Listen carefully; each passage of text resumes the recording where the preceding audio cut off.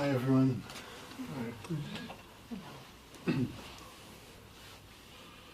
Welcome. So we're going to meditate and we'll talk. Okay.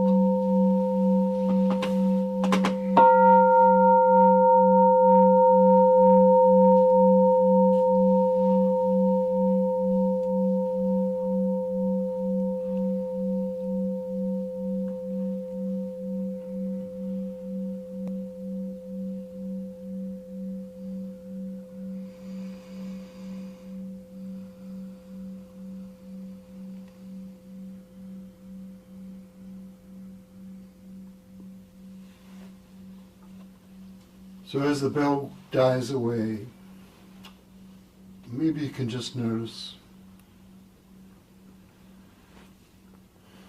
just relax and go into yourself.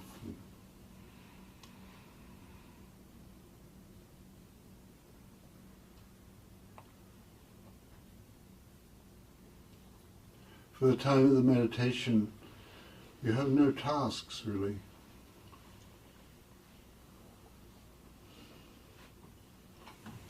No phones to check, no duties to accomplish. So what you have is life.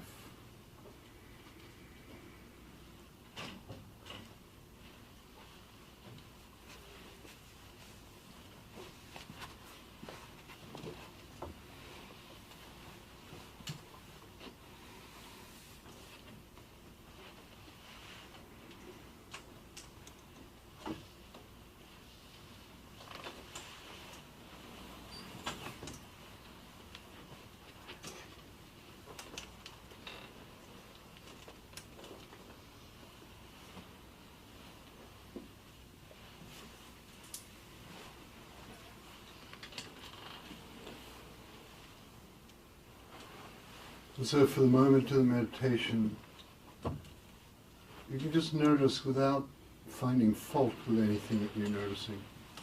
Nothing's wrong yet. Nothing bad has happened in the universe yet.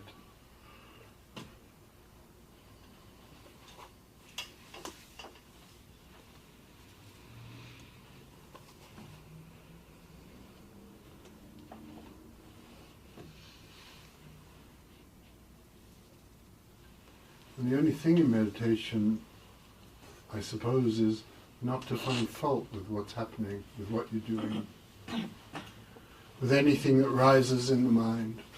You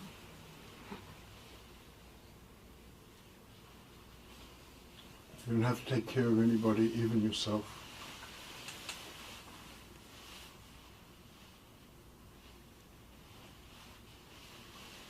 So just for the moment, begin to notice what it's like to be you.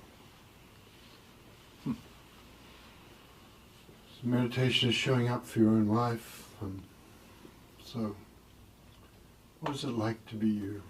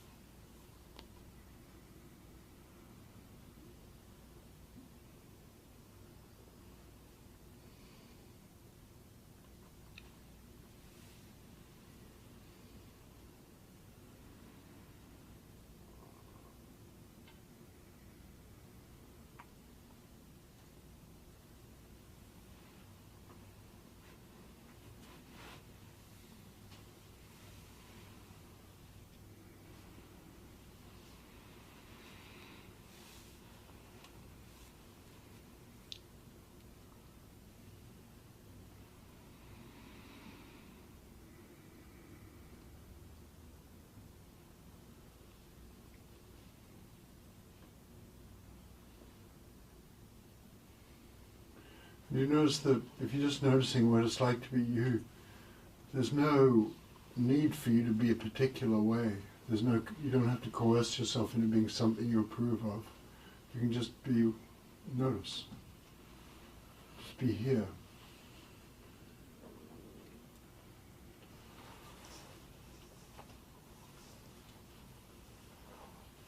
So before you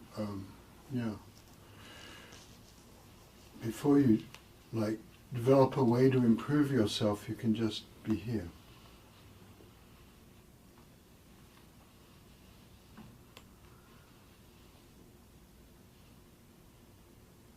What is it like to be me? Who am I?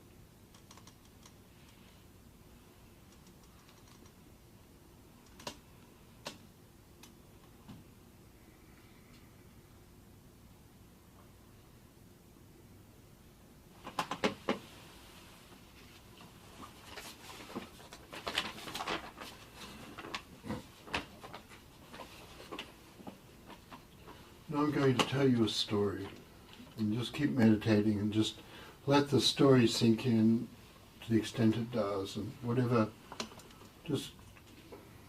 comes to you from the story, just let it come without having to figure it out or what it all means, or just let it sink in. There was a group of people who met every week to meditate, and they kept company with koans. This seemed to work okay. Then they invited a teacher to instruct them. The teacher told them they could have a regular practice, develop a feeling of tenderness and appreciation for everything alive, and not be so caught up in their reactions to things.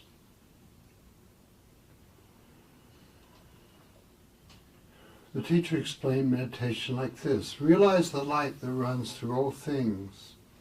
Realize this wherever you are and whatever you're doing, so that meditation becomes seamless. It's not hard. Fill a sieve with water. Then the teacher left. So that was the only instruction, really. Fill a sieve with water. They meditated with these instructions as best they could. Their lives changed, and most of them were happier and less troubled by their thoughts. But there was one woman who was deeply touched by the image of the sieve and of the task of filling it with water, which seemed impossible. So after about a year, she travelled to the coast to see the teacher. She arrived late in the afternoon and told her story. The teacher said, "Well, it's late. Why don't we rest here? You can stay the night, and in the morning we'll look into this." She spent the night in the guest house of the temple, hearing the seals, and the next morning the teacher said, "Come with me," and they went for a walk. On the way they made a detour through the kitchen, where the teacher picked up a large sieve, and then they went to the beach. Silently the teacher handed her the sieve. She was excited, as if something were trying to appear in her heart. Impulsively she knelt down and her jeans got soaked, and she scooped the cold water into the sieve with her hand. She was happy doing this, but the water ran straight through and back into the sea. She stood up and passed the sieve back to the teacher. The teacher took the sieve and threw it out as far as he could into the waves, where it floated for a few seconds and sank. At that moment her heart opened, tears came, and she understood that she was at home and could be happy. Fill a sieve with water. It's your sieve and your life.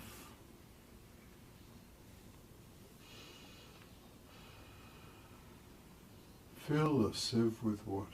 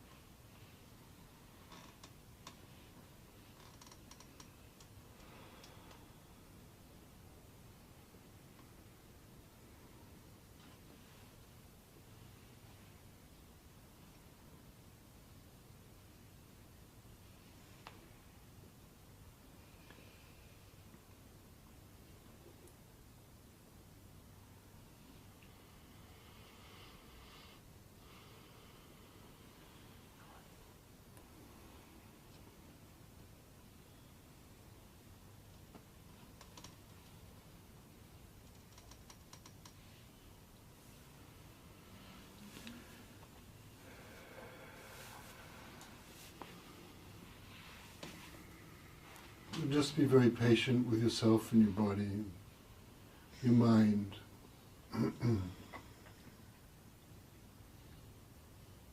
Just relax and be very forgiving of whatever your mind does. Whatever you're thinking and feeling, just something your mind's doing. And if you notice that, then you can just return to that saying, fill a sieve with water. Fill a sieve with water.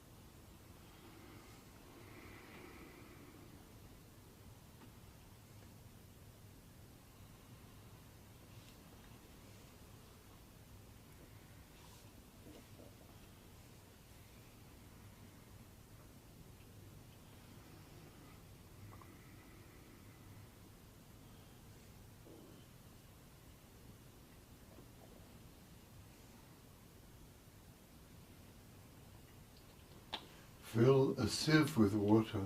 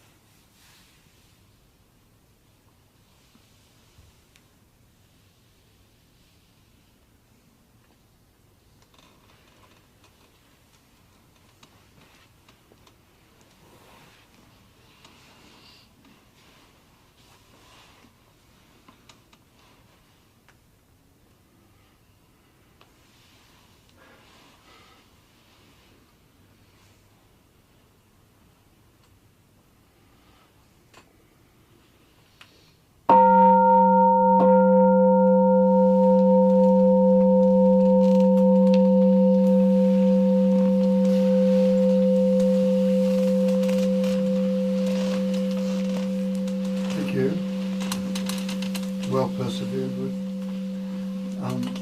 We're going to have a break, so stand up and stretch your legs if you wish and have tea, and then we'll be back and talk what happened.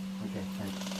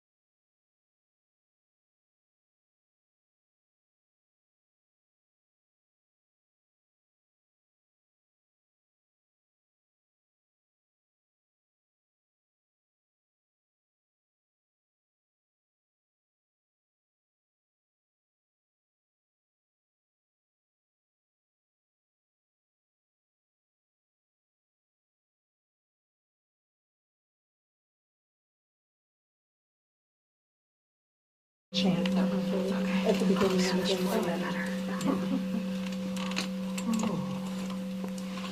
I like that. Hi everyone, and welcome back. So, one of the things the Zen tradition does is works with images of transformation. And this is like obviously an image of transformation. Like, and there's this sort of fairy tale impossibility of like, how do you fill a sieve's like a bucket with holes in it, basically.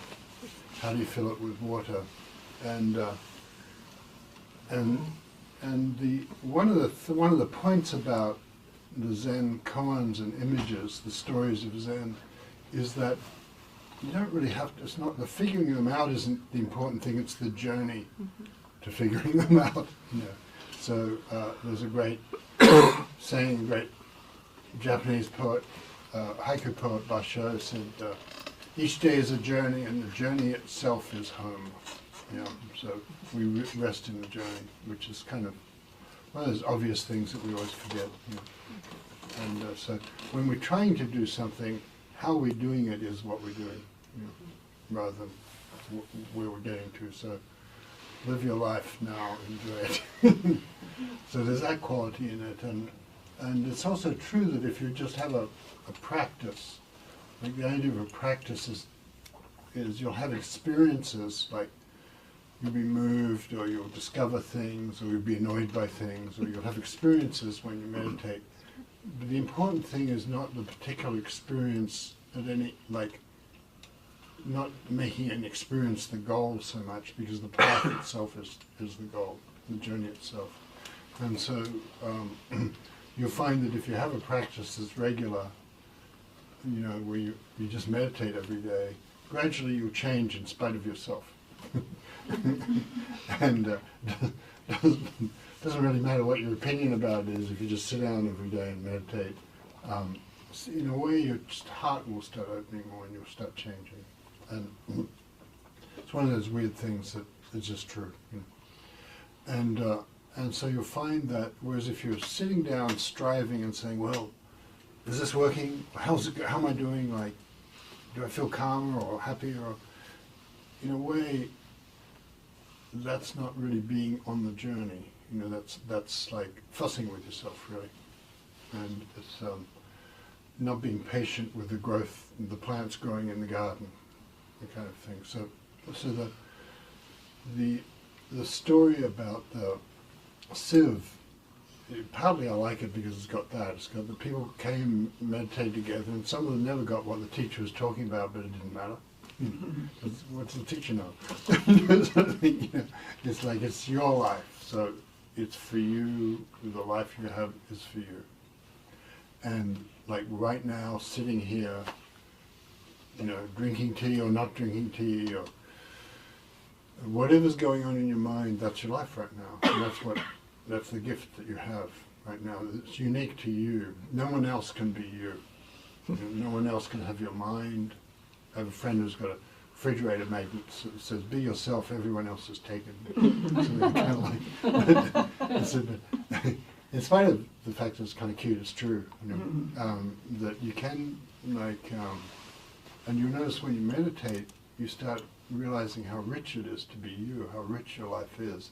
And all the things you thought maybe were lacking in your life, or weren't quite there, or you hadn't quite arrived for you, you'll notice that at the moment when you're meditating, none of that matters. And so, well, the moment right now we're sitting in a temple together. And if you notice, like, what is it like to be you right now, it's probably okay. You know, how are you doing right now? How is it to be you right now? Are you okay? You know? And if you're not, then you get interested in that, because then you're standing back from your life and judging yourself. You know? And that's what not being okay is.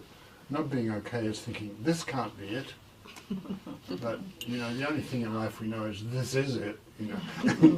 And so the first part about this story that I really like is this part about people's patience and dignity in just having a practice. And they just came together and had a practice. And they didn't it wasn't like a shopping experience. They just came together, all patient, and it developed and opened their hearts, and that's kind of what that's why we have a temple here, so people can do that. You know. And so it's a simple thing, but a profound thing. So there's that part of it. And then the other, the other part is then some people just, you know, this woman wanted to go deeper, like, and the kind of question kind of got to her, fill a sieve with water, you know. I don't know, you know, it got to her.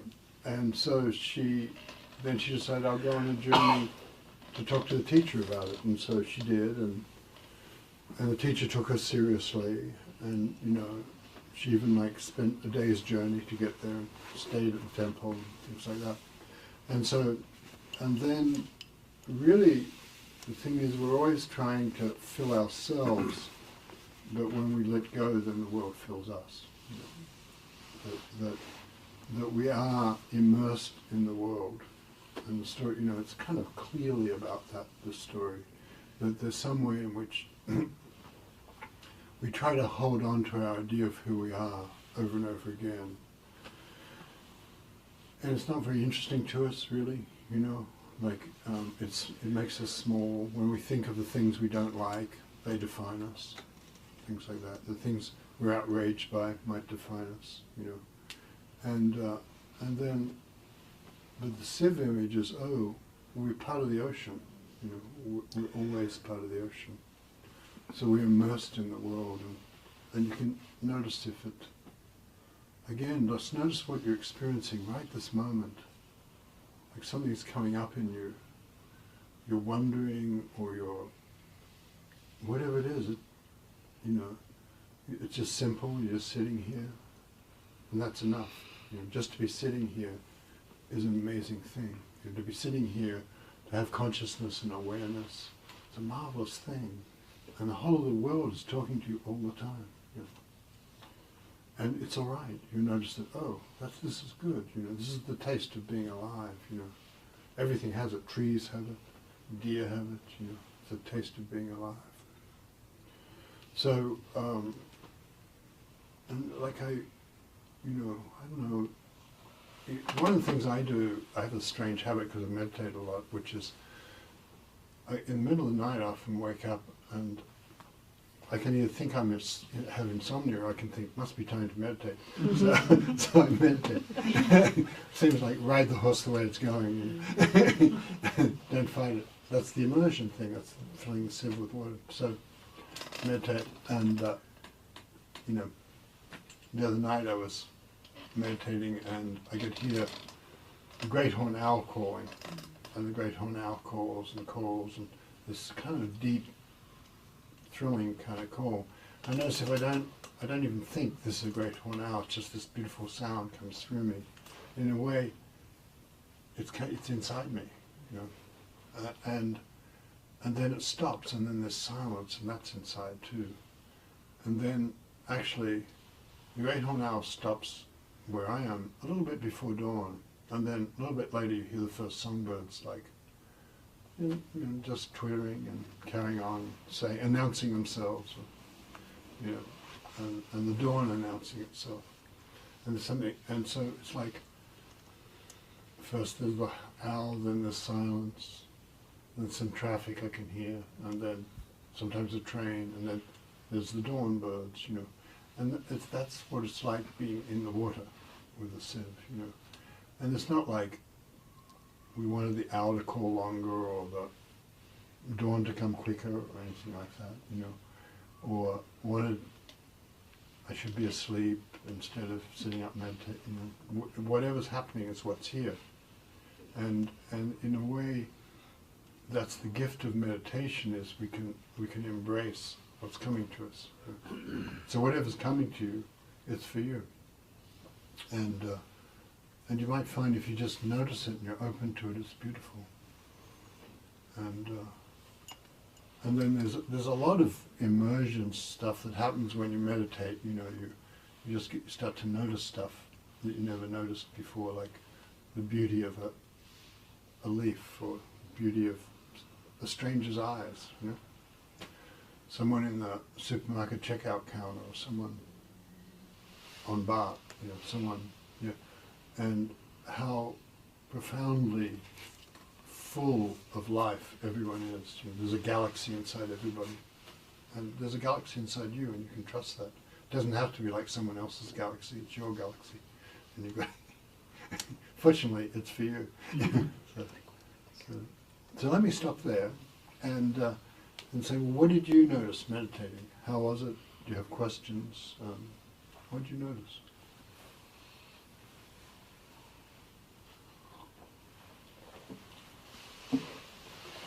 I got the image of myself being the sieve on the bottom of the ocean, just kind of rolling around and stopping, and then getting caught by a current and pulled around, and it was just kind of dancing in the water. It's kind of cool.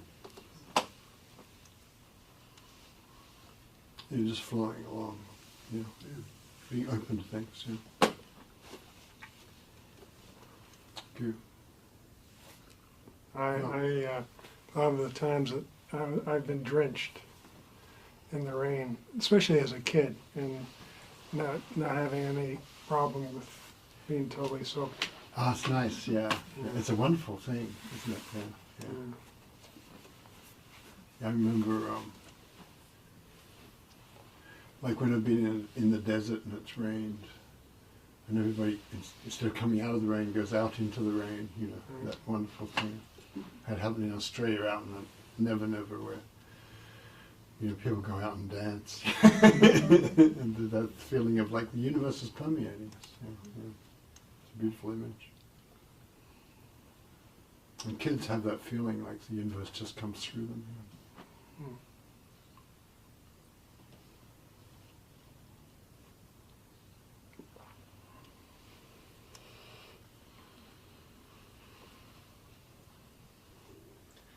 I noticed sometimes in meditation, if I'm lucky, everything just kind of, I'm going along doing whatever my mind is doing, and then something comes and just kind of like wipes it all away. It stops doing whatever it was doing. Yeah. And I noticed that in between place where there's always the thought of, should I do that? Should I go here? Should I? Do I give myself to this? That was that sort of, it floats and then it sinks. It's like there's that moment where it's an unusual moment to realize I don't have to do any of that stuff with my mind at all. Yeah. Like not even a little bit of it. Yeah. But it's also kind of feels a little risky. Like, will I lose everything? Right. When I do that? Well, that's beautiful. Yeah, I think we can't. It's hard to, in a way, in meditation, you step out of the you that you're always carrying around, and you're in this bigger universe, and the universe is talking to you, and you don't have to worry about the stuff you worry about, like what does somebody think of me, or what. How am I doing with my friend, and you step out of all that, and then suddenly the whole universe is nourishing you and looking after you. But you don't quite know how to do it. You just know that when you meditate, sometimes that happens. And it's not like a switch you can turn at first. And then there is that sense of risk, because I know what it's like to be me with my problems, and after a while, like, if I lose my problems, how will I know who I am? So that kind of thing. So you notice that. You notice this with your friends more than yourself usually, but you give them good advice and they don't take it, because without their problem that they're telling you about, what would they talk to you about? So that kind of thing. And then wait, I'm like that too. And then you realize, oh, I don't have to have my problem to be alive and to have joy and to be me. And if that's what the meditation gives you, what's it like to be me? I'm allowed to be however I am. And you notice that in meditation, when you first start to meditate, you notice that whatever your mind just does what it does, and is busy, and it's all right to be busy. So you don't, if you add disapproval to it, then you're just putting something else in the mind. You know, so don't disapprove of yourself. You know, that's the one dopey thing really in meditation. Like, you can't really make mistakes, but it doesn't really help to disapprove of yourself, just as a hint. And then you know, sometimes the mind just like is what it just suddenly opens, and you hear. Like I was talking about hearing the owl, and there's not much else going on. You know. But other times you think, wow, I'd like to hear that owl, but I'm not really. I'm thinking about whatever I'm thinking about. Something. Something with people. You know, how are the doves doing? Whatever. You know. So we're thinking about. There's something in the mind, or songs, like really, you know, songs are kind of a big thing in the mind.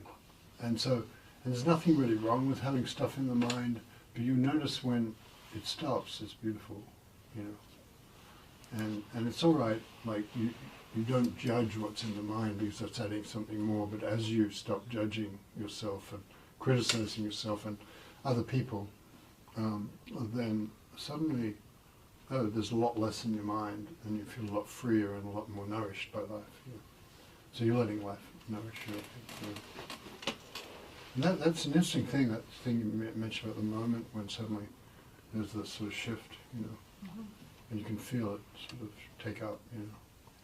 Well, it's not even that suddenly I see or hear anything, because actually I'd have to have a me to do any of that. Right. So it's like I'm also letting go of whatever tether that would allow me to go back and say, oh, it was nice to hear the birds singing, or whatever. It's like there's not even birds. It's interesting. I think there are in between things where things are starting to fall away and they're having quiet, and then you're getting excited about it, or whatever. No, they're all mind states, but it's an interesting one, that the sinking below. Yeah. It's like you go back to the beginning of the world before you had opinions about it. But it's a nice thing, and in a way it doesn't. I mean, the nice thing about this story is like just let's do it again, you know, and it teaches you. You know, meditation teaches meditation. Koans teach koans, you know, and the idea you don't have to understand what you're doing in meditation in order to meditate. In fact, you need to understand, you never start. You know, in fact, that's true of life. Like, how do you understand love? Like, I'm not going to fall in love until I understand love. Good luck with that. And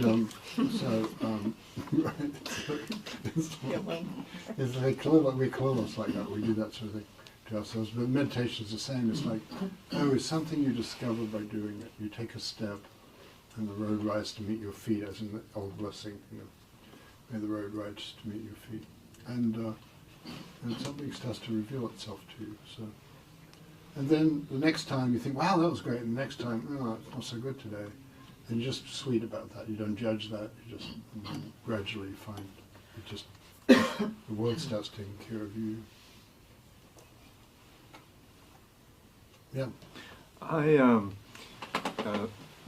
When I started meditating, I was in the Vipassana tradition and did many retreats and became serious about it, and came to the realization within this year there's a certain way I approached it, which was, I told a friend, it's like I'd set up a personal meditation manager inside myself, and the observer had become this police officer who would go around and you sit with the breathing as the primary anchor. Oop, thought, notice it, come back. Feeling, oh, come back. Sensation, come back. And I won't tell the full story, but I've come recently to realize I have never gotten to know my thinking. I was basically saying, I'm thinking I shouldn't be thinking. Yeah. I'm coming back here. So. Well, that's a really smart discovery, like to notice that, and it's kind of sweet in a way, and you realize, it wasn't wasted that time, because you learned so much but you're working too hard. and like the Koan work, it never sides with the inner cop or prosecuting attorney or whatever, you know. And in a way, that's true that we have these strategies of control that we do without even noticing we're doing it. We think it's a good thing. We think. So that's kind of sweet. You notice that. It's a profound thing to notice how this is like our fundamental strategies about strategies. It's not just a little tactic. This is a deep thing. And good for you. You know, it's. One more thought. Yeah. I don't know if you're familiar with the poem Rumi's The Guest House. Yeah. I just discovered it. I'm a big fan of Rumi. And you know, the basic idea in the poem is that this being human, I don't have it memorized, this being human is a guest house. Each morning, something new at the door. Depression, anger, shame, meanness. Open the door, laugh, let it all in. Let it tear the house apart, as it will, because it's clearing the way for something better from beyond, or something like that. So that has informed, so tonight that's and the recently, sieve kind of thing, you know. I'm just sitting, let anything come. Let anything come.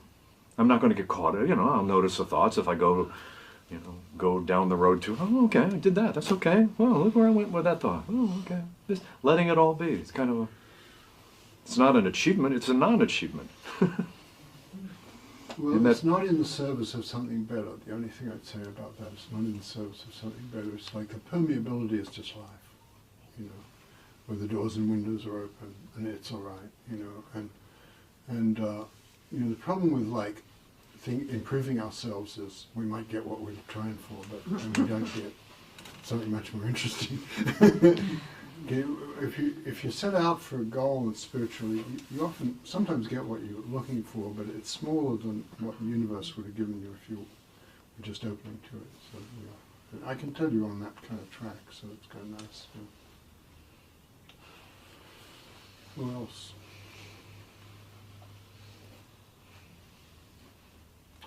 I'll just say one more thing. That's one of the primary moves historically in meditation, is to move from fussing with yourself and like trying to get a particular goal, which was the sort of thing about disapproving of what was going on in your mind, which was, you know, the primeval Buddhist experience was to snuff out a candle, like nirvana means snuffing out a candle, stuffing out something, the breath stopping, like that.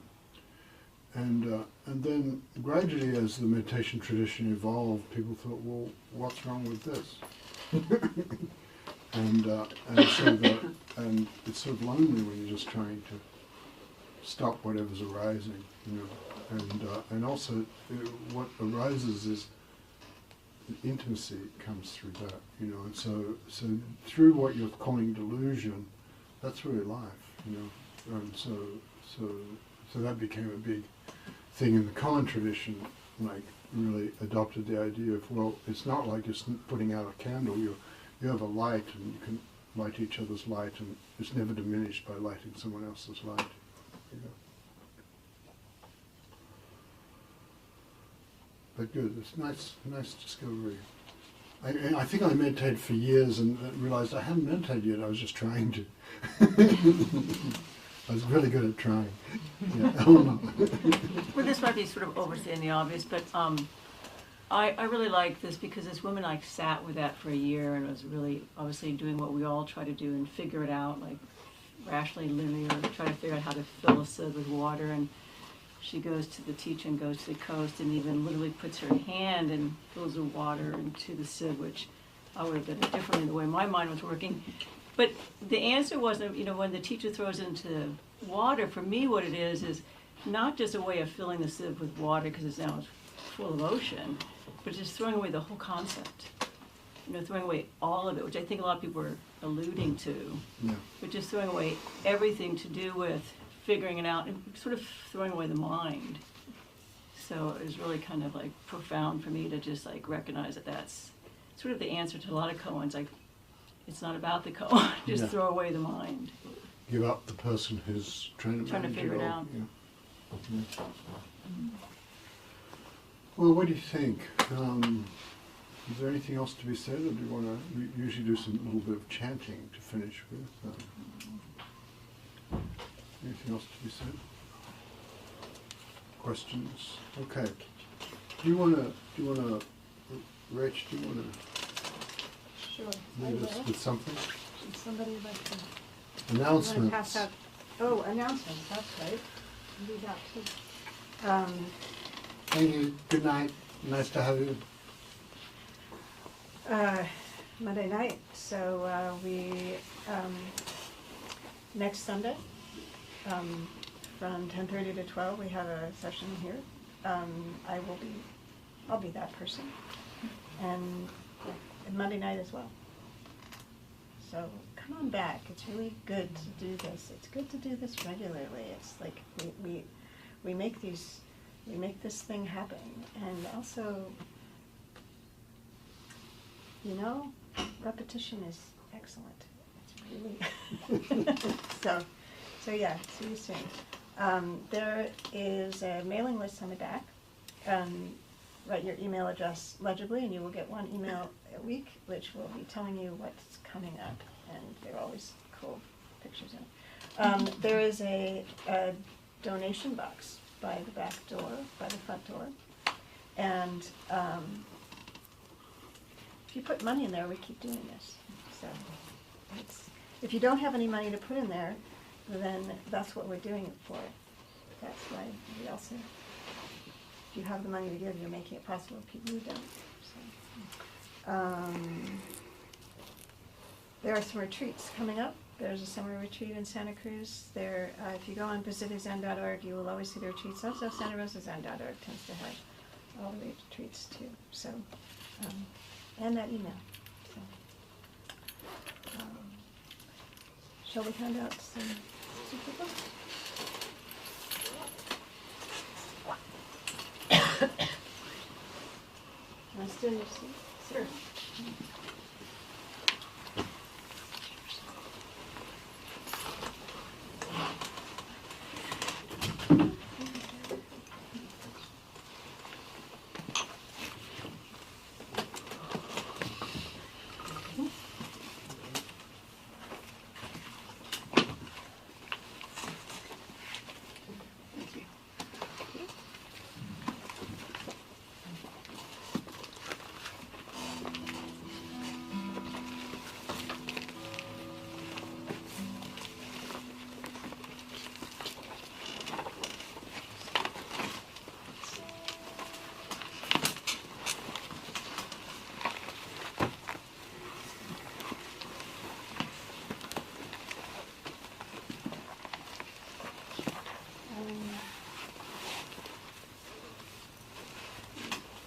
There we go. Put it with refuge. It's on at the beginning somewhere. I'm sure there's a page number there. That's okay. Number 3, page 3. Hey, you can do the page numbers. Refuge. What page? Say it again. 3. 3. 3. 3, thank you.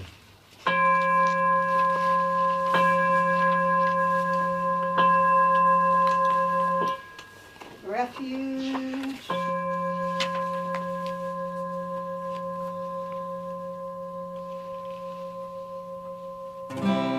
I take refuge in awakening.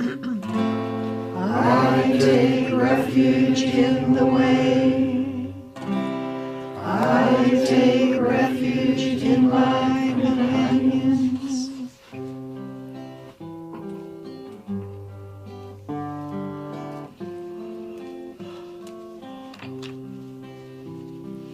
Udam saranam gacchami, dhammam saranam gacchami, sangham saranam gacchami, buddham dhammam sangham.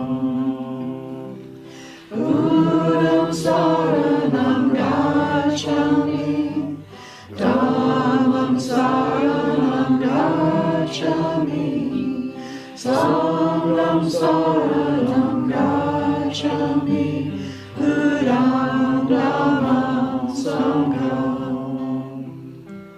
Buddham saranam gacchami, dhammam saranam gacchami, sangham saranam gacchami, Udam Dhammam Sangham. What's next?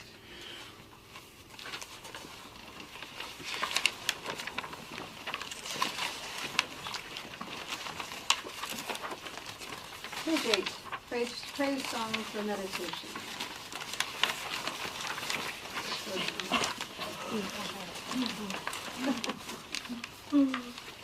All beings are Buddha by nature, just Just water and ice are the same. Without water, there's no ice. Outside of beings, no Buddha. People miss what's in front of them and go searching far from home. It's sad, like someone standing in water and crying out in thirst. Or a child from a rich family struggling among the poor. We cycle through heavens and hells because we keep heading out in the dark road of ignorance. Dark road after dark road. When shall we be free from the road of death? Meditation can't be praised enough. The good effects of generosity and discipline, prayer, self-reflection, and practice have their source in meditation. With what you gain from just one sitting, all your crimes are wiped away. Then where are those heavens and hells? The Pure Land comes near. If this way moves you, the first time you hear it, and you simply follow it, endless blessings come to you. Even more, if you turn the light inward and witness your own nature, which is empty nature. You go beyond any doctrine. The gate opens, cause and effect are one. There's no two, no three. The formless form comes into form. Going and returning, we are in the right place. Thinking thoughts without thought, singing and dancing are the ways of the way. The vast emptiness of deep meditation, the brightness of the bright moon with wisdom. Is anything missing from this moment? Nirvana appears before us. This very place is paradise. This very body, the Buddha.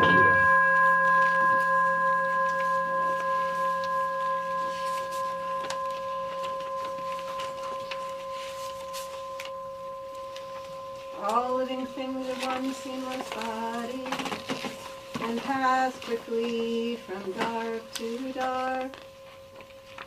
We remember you who cared for us and are gone. You who are ill, you who are at war, who are hungry and who are in pain. May you heal and have peace. We especially dedicate our service to, now you may say aloud, who you'd like to dedicate to.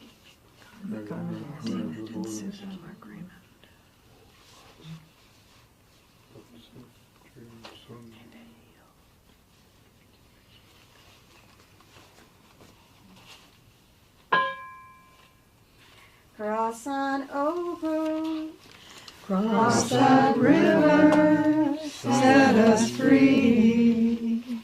Cross on over, cross that river, set us free. Cross on over, cross that river, set us free.